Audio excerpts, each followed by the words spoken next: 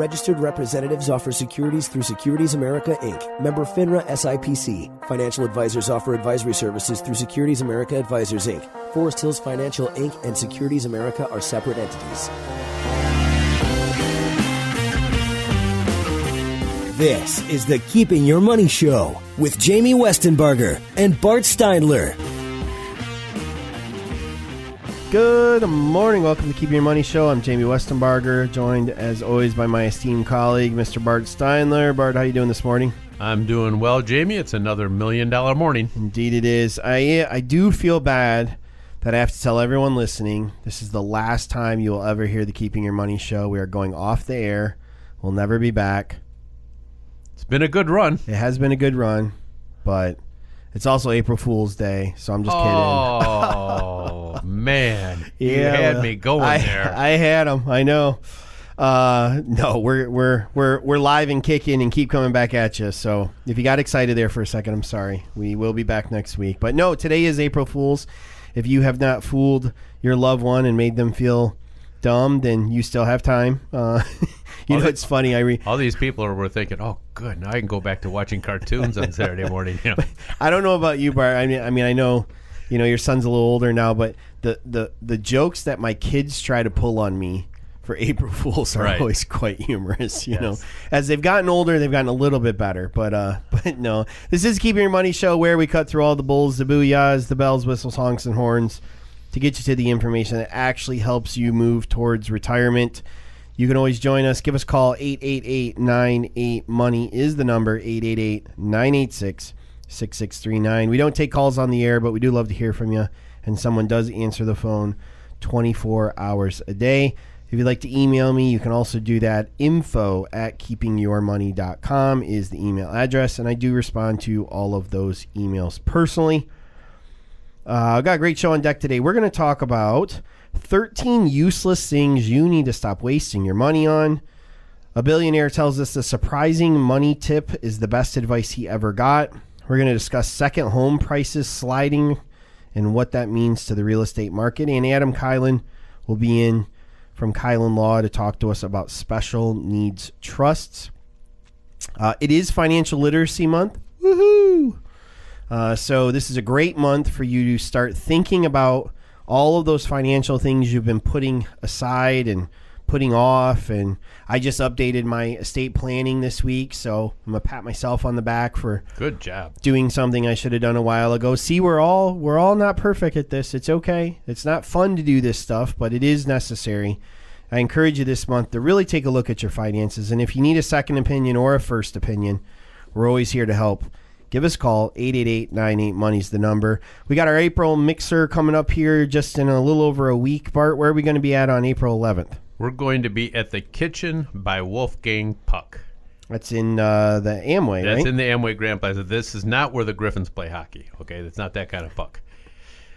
So 5:30 to 7:30, casual open house style event, light hors d'oeuvres, complimentary beverages will be served. You get to meet our team of advisors, our staff, other professionals, other retirees, just other fun people that show up for our monthly mixers to have a good time. You can RSVP to let us know you'll be coming by going to keepingyourmoney.com or calling us at 1-888-98-MONEY. That's 1-888-986-6639. Or you can email us at info@keepingyourmoney.com. And a cool thing about that, go ahead. A lot of times I know going downtown, people are like, where do I park? You can valet. Bring your little valet ticket in with you. We'll get it stamped at the restaurant, and you don't even have to worry about it. So you've got cool. No excuse to not come. Come see us out at Kitchen by Wolfgang Puck, Amway Plaza, April 11th between 5:30 and 7:30. We'd love to meet you and have an opportunity to talk to you there, and you can valet your car, and you'll be all set. And then, of course, we have our 4th annual charity golf outing coming up here real soon, June 13th. If you haven't registered, please do so now. We're taking individual golfers, golf teams, or sponsors. All the money goes to Kids Food Basket. We raised over $19,000 last year, and we'd like to do even more this year. We just need your help to make it happen. Also, I want to remind people to listen on Fox 17 for the... You want to watch? Okay, watch and listen. You got to turn the volume up on your TV. Fox 17 Financial Fix on Monday nights at 6:20 and every other Tuesday a.m. And you can get to see Jamie pontificate on eliminating the financial illiteracy in West Michigan. Absolutely. So this was a fun article I stumbled across. This was in CNBC, talking about the 13 useless things we waste money on. And I thought it was appropriate, because how many times do we hear, or maybe do you tell yourself, I know I need to save more, I know I need to put more money away, but I just don't have more to put away, or I just don't have the ability to put more away. And when we start looking at some of the things listed here, I wonder how many of us are guilty of some of these just dumb ways to waste money. You know, I will be the first to raise my hand and tell you the first one on this list I'm bad at. And I've actually just switched my bank so that I don't have this as much. But ATM fees, you know, ridiculous.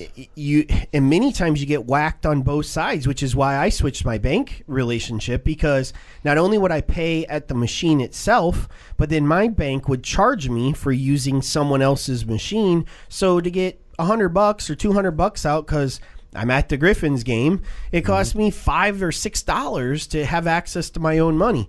You think about crazy. this. Think about this, like, banks have gone to these ATM machines in order to cut down the cost of operating a bank, because you don't have to use a teller when you're using an ATM machine. Mm-hmm. And then on the flip side, they go and charge you for using it.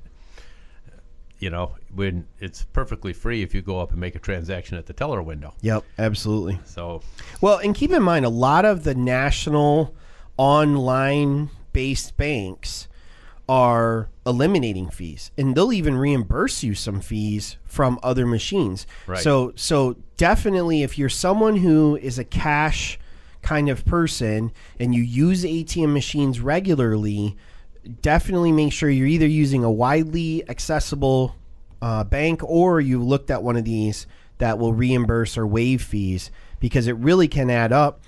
A similar fee to that is late fees. I mean, if you're getting caught paying a late fee on your cable bill or your power bill or your water bill, I mean, my gosh, in Grand Rapids, the fee for a late water bill is robbery. I mean, it's insane. It's like 20% of your bill. This is just a lot about getting organized, okay? Have a certain place on your desk where you keep your bills, and once a week review those bills, figure out which ones have a priority in getting paid, and get those things done before the late fee comes. Yep. A lot of times, too, it's easier to go to your bank and have the money sent directly to the company instead of mailing it, because if you mail it, you're relying on the post office to get it there by a certain time to avoid a late fee, and usually you're good, but sometimes it doesn't happen. Yep. They talk about underused subscriptions. Back in the day, this would be magazines. Today, it's probably something you signed up for as a free trial, whether it was a credit reporting service or something on an app that you got. A good thing to do with this is every year or so, pull out your last couple months' credit card statements, go through with a fine-tooth comb, and really look at what you're being charged. If there's a random $8.99 or $19.99 or $39.99 charge on there, make sure that's something you're still using. I mean, I did this a couple years ago. We had talked about something similar to this on the radio show, and I thought, well, I'm going to follow my own advice.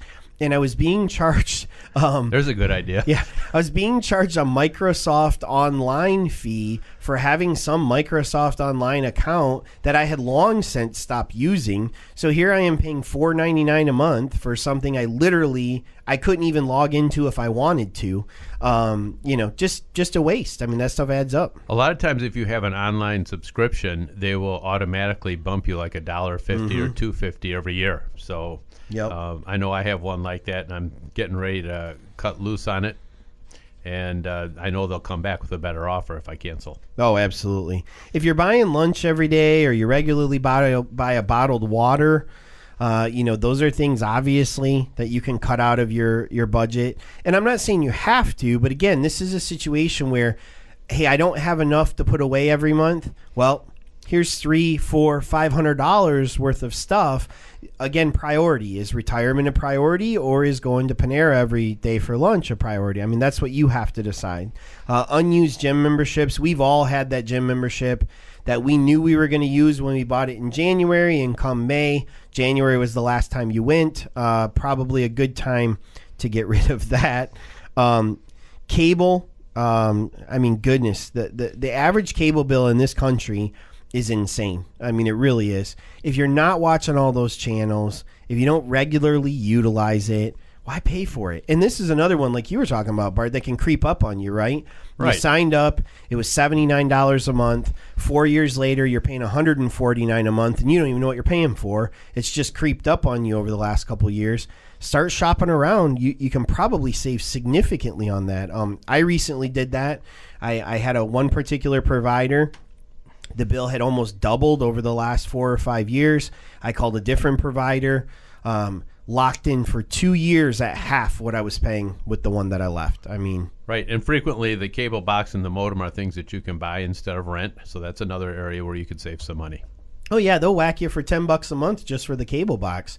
Go to Best Buy, buy one for $60, and you don't have to worry about paying that monthly fee. I mean, in less than a year, you'll pay for the cost of what you're renting by just simply going and buying it. Smartphone data, if you're regularly going over your data and you don't have an unlimited plan, the cost of overrunning your data is definitely more expensive than just planning ahead.